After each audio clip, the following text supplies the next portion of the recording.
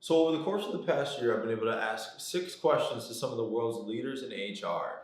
And what I talked about with them was how do we bring purpose and technology together to bring about a better future of work, which we like to call HR transformation. And that's why we're all coming together for HR Transform in Las Vegas at the MGM Grand in just under 2 weeks. So I wanted to share those questions and some of the answers that people gave. One, define HR transformation and what that means to you. And that's a complex question. There can be a lot of answers. But one that I'm going to highlight is a lady named Dina Singleton. What she talked about was how do we create a customized work experience? Because what a lot of people forget is that everyone goes into a job with the goal of having something more, the bigger picture to progress and continue to grow. And if we don't create experiences customized around the experience they want to have to get them to the place that they want to be, they're probably going to leave and go somewhere else that'll get them there instead. And they'll look at you as just a launch pad. So how do you not be a launch pad, instead to be a catalyst for growth that's never used up and helps people to continue to grow, even if it takes them outside of your organization, and allowing you to be okay with that?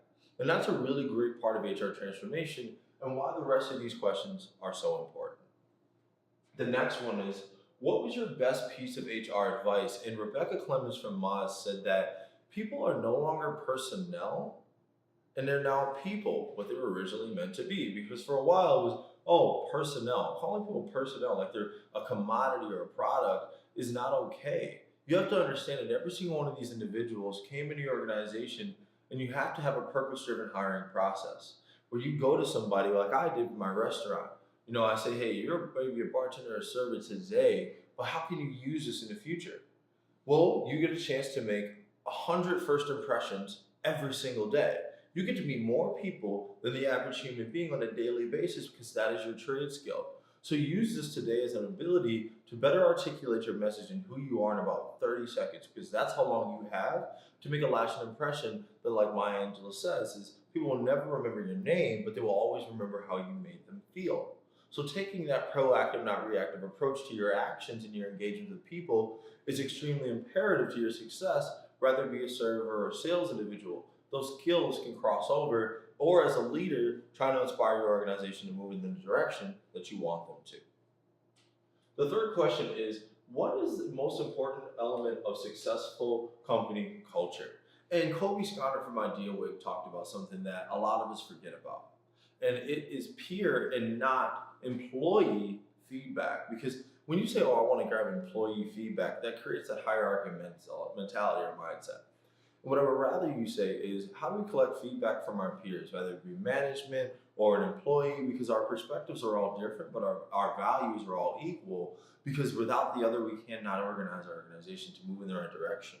And we have to have this constant turnover about for who is making the right decision, because the top doesn't understand how their decisions affect the bottom, and the bottom doesn't understand how their decisions affect the top. So we have to have an equal playing field of communication where the feedback can be focused on an objective feedback and not a complaint-focused feedback. It's, hey, how can we innovate to not only save dollars, but also improve the culture and work environment of your life? And then the other one was, what is the biggest change needed in HR over the next 5 years? And that's a really complex one. You could really go in a lot of different directions, but what I think it is data-driven decision-making with a culture-focused result, where rather it be like with ease, we're working with individuals that are remote, so you don't get to see them every day. We allow you to collect that feedback, whether it be IdeaWake or anything else. How are we collecting data and using it to better analyze our employees? So Moonshot, for instance, or any psychometric and cognitive assessment test. How can I understand your human kind of DNA, of your mentality and your culture, your methodology, your belief systems through these psychometric and cognitive assessments, and then collect real-time feedback to see how you're meshing with other team members. And this is something that's happening in a lot of different areas. Steelcase is using sensors that are inside of offices to determine how people are utilizing space properly and how can they redesign spaces to be more objective and more goal-oriented, and also bring people together. So I'm going to the next question. And that question is, what prediction do you have for the future of HR? And this one was answered by Sherry Zhang of GenoPal. And she said her prediction is that health and wellness are going to be imperative within the work environment because a lot of individuals are getting sick and are having to call in, or you see life expectancies going down to date because of things like suicide. And that's because mental and physical health aren't a part of the work culture. Because the thing that takes up the most of our time each and every day is our jobs. So the environment in which we are in has an extremely imperative impact on our physical and mental health. So if you have a health and wellness focused culture, you're going to allow your individuals to be less sick and more focused on collaborating and openness as well when they're in stressful times because they know that their organization cares about their health, cares about their focus, and cares about their life as a whole because the stress from your work could actually cut your life expectancy instead of when it should expand it.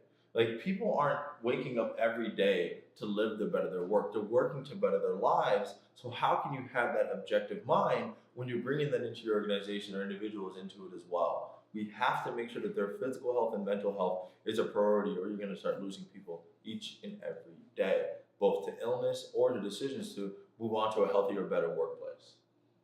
And the sixth question is how are you leveraging technology to better connect with your teams?